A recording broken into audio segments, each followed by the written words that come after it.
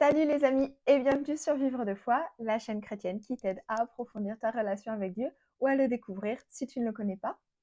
Nous commençons aujourd'hui notre lecture de la Bible avec l'évangile de Matthieu au chapitre 1 du verset 18 au verset 25, donc qui correspond à l'annonce de la grossesse de Marie.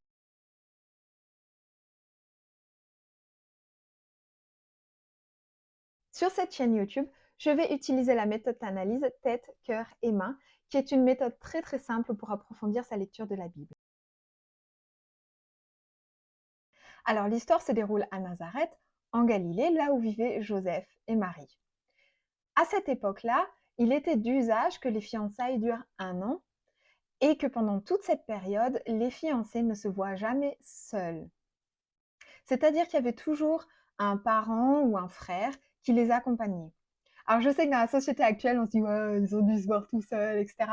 Nazareth, c'était tellement petit qu'il y avait vraiment une chance infime, mais vraiment infime, qu'ils aient couché ensemble avant le mariage. C'est vraiment, ça tient presque de l'impossible. Ce qu'il faut savoir aussi, c'est que les fiançailles à cette époque-là étaient prises très au sérieux. C'est-à-dire que la femme était considérée comme appartenant déjà à l'homme qu'elle allait épouser. Ce qui veut dire que dans le cas de Marie, si elle avait vraiment commis un adultère, elle aurait pu avoir des conséquences très graves allant jusqu'à la mort. L'adultère d'une femme était à l'époque puni de diverses façons et une des manières qui était encore d'usage, c'était d'enterrer donc la femme jusqu'au niveau du cou et de lui lancer des pierres. Alors c'était les hommes donc les hommes de la ville donc qui lançaient des pierres sur la tête de la femme si elle avait été prise sur le fait de l'adultère ou si elle était accusée d'adultère. Donc ce qui veut dire que Marie, sincèrement, elle aurait été extrêmement, mais extrêmement bête de commettre un adultère. Si elle avait vraiment, elle n'a pas commis d'adultère, mais si elle avait vraiment commis un adultère, ça aurait été très risqué et très bête. Ensuite, il y a une chose dans le passage, c'est pourquoi Joseph, il voulait se séparer. S'il y croyait vraiment, s'il croyait Marie, pourquoi il voulait se séparer? Alors les doutes, ils s'expliquent en partie dans l'évangile de Luc. On voit que Marie, à partir du moment où elle a eu l'annonce de sa grossesse par le Saint-Esprit, donc il y a l'ange qui lui a dit tu vas être enceinte par le Saint-Esprit, c'est un enfant de Dieu, etc. À partir du moment où elle a cette annonce, elle part chez sa parente Élisabeth qui habite dans une autre ville. Donc c'est apparemment c'était plusieurs semaines de voyage et elle est restée là-bas plusieurs semaines. Ce qui fait que quand elle est rentrée à Nazareth, elle était déjà enceinte. D'ailleurs, c'est sa parente Élisabeth qui lui confirme la grossesse. Donc, quand elle rentre à Nazareth, elle annonce sa grossesse à Joseph. Là encore, culturellement, ils n'avaient pas le droit de se voir que tous les deux, ce qui veut dire que sa grossesse a été annoncée forcément devant son père, très, très probablement devant le père de Marie ou devant ses deux parents. Donc, ce qui veut dire que Joseph, il a été confronté avec toutes les questions qu'on se poserait si ta femme, elle partait quelques semaines en vadrouille et qu'elle revenait en te disant « oui, je suis enceinte ».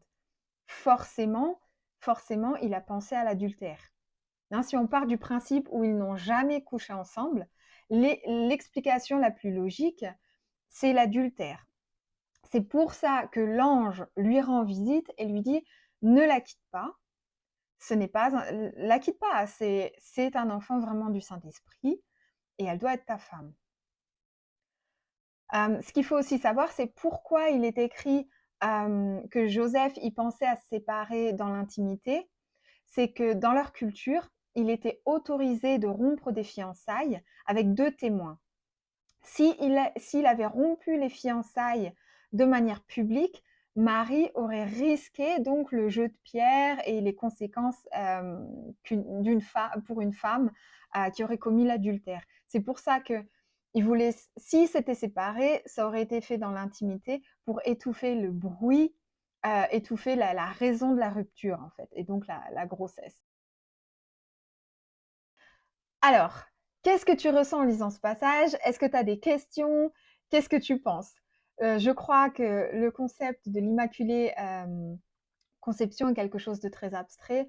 Il y a quelque chose que je trouve qui est très fort dans ce passage, c'est le fait que Joseph avant même que l'ange il lui rende visite, il pensait à la rupture à la rupture dans l'intimité. Comme je l'ai dit, il y a quelques minutes, s'il avait ébruité les raisons de la rupture, ça aurait eu des conséquences très graves pour Marie. Ce qui veut dire que c'est un homme, avant que l'ange lui rende visite, il partait du principe qu'il avait été trompé, et il partait du principe où il avait été trompé, ce qui correspondait donc au déshonneur en tant qu'homme. Et quand même, il a cherché à protéger Marie, et il n'a pas cherché à lui faire du mal, il voulait sa protection. Et ça, pour moi, c'est un trait de caractère qui est très, très, très fort. Et une fois que l'ange donc lui a rendu visite, il décide donc de prendre Marie pour femme, de croire ce que l'ange lui dit, donc ce que Dieu lui dit par l'intermédiaire de cet ange. Il se décide de croire, alors que je pense sincèrement, Joseph, il n'avait pas la Bible pour lire ce principe d'immaculée conception. Il n'avait pas la Bible pour savoir ce qu'est le Saint-Esprit, etc. Faut se remettre dans le contexte. Donc c'est quand même un acte fou de foi, de croire ce que cet ange donc lui a dit dans son rêve, et donc de prendre Marie pour femme, et pas seulement de la prendre pour femme, mais de ne pas coucher avec elle jusqu'à ce que Jésus y naisse. Donc là, on voit vraiment la foi, la croyance en Dieu, en un Dieu qui est tout puissant, puisqu'il couche même pas avec sa femme tant que ce fils divin n'est pas né. C'est quand même un homme de caractère. Ça, c'est quelque chose qui me...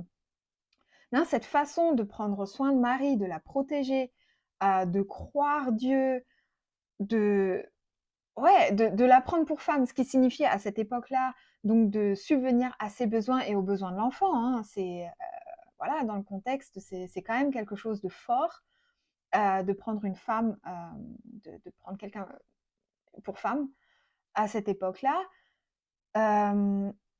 Moi, c'est quand même quelque chose qui m'émue. Est-ce que c'est un homme de très bon caractère, de très fort caractère que Dieu il a choisi pour être le père, même si c'est pas le père biologique, mais le père de cœur, on va dire, de Jésus. Franchement, moi, ça m'émue parce que oui, c'est des traits de caractère qui, je dirais, à l'heure actuelle, je sais pas si ça se trouve à tous les coins de rue. On va dire ça comme ça. Voilà, on passe à l'analyse donc au niveau de la main, donc qui signifie à l'action. En quoi ce texte t'inspire-t-il pour ta foi au quotidien? Alors moi, ce qui m'inspire, c'est la foi de Joseph. C'est sincèrement, c'est son caractère. Le fait même si au départ, il partait du fait que Marie, elle l'ait trompé ou il voulait se séparer, il n'a pas été jusqu'à la juger, et il n'a pas été jusqu'à vouloir lui faire du mal. Donc c'est quand même des traits de caractère très forts, et ce sont des traits de caractère que nous demande Jésus-Christ d'avoir nous en tant que chrétiens. Donc c'est quelque chose vraiment où je me dis, en tant que chrétien, oui, la barre est haute. Faut bien se regarder dans le miroir avant de juger. Et deuxièmement, c'est vraiment cette foi qui est complètement illogique, qui dépasse l'entendement, puisque c'est quand même quelque chose qu'on ne comprend pas en tant qu'être humain. L'Immaculée Conception, c'est quelque chose qui nous dépasse. Faut être sincère. C'est quelque chose, moi personnellement, ça me dépasse. C'est un concept que je ne comprends pas, qui me dépasse, mais je crois à un Dieu tout-puissant. C'est pour ça que j'y crois. Après, c'est quand même, je trouve ça vraiment fou et vraiment cool que Joseph, il agisse, donc il mène sa foi jusqu'au bout, il agit en foi, il agit par sa foi. Et moi, c'est quelque chose qui m'inspire parce que je me dis, il y a des situations dans lesquelles parle Dieu, il y a des situations où je remarque que le Saint-Esprit me guide. Et donc, c'est toujours cette question de est-ce que je suis ce que me dit Dieu? Est-ce que je suis, ouais, ce que le Saint-Esprit me donne sur le cœur, les impressions qu'il me donne, les sentiments qu'il me donne? Est-ce que je suis tout ça? Ou est-ce que je suis plutôt, emprisonnée par ma propre logique? Est-ce que je suis emprisonnée parce que je pense comprendre ou parce que je pense connaître? Est-ce que je me cloisonne? Ou est-ce que justement je vis dans la foi et de la foi? Voilà. Hem, donc on a terminé notre étude pour aujourd'hui. Tu vois, donc c'est une étude vraiment très simple, basique, mais qui aide quand même à approfondir notre lecture de la Bible et à entrer en contact avec Dieu. Ce que je t'invite maintenant, c'est de prier sur ce passage. Tu peux fermer tes yeux, joindre tes mains, prends la position que tu veux pour prier. Seigneur, je te remercie d'avoir envoyé ton Fils Jésus-Christ pour nous sauver, et de l'avoir conçu par ton Saint-Esprit.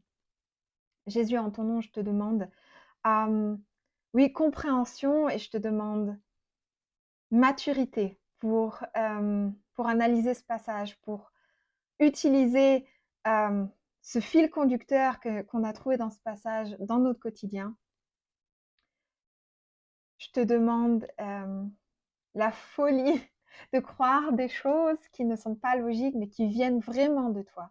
Je te demande l'ouverture d'esprit pour m'ouvrir sur ta toute-puissance, sur la toute-puissance de Dieu, sur les miracles de Dieu.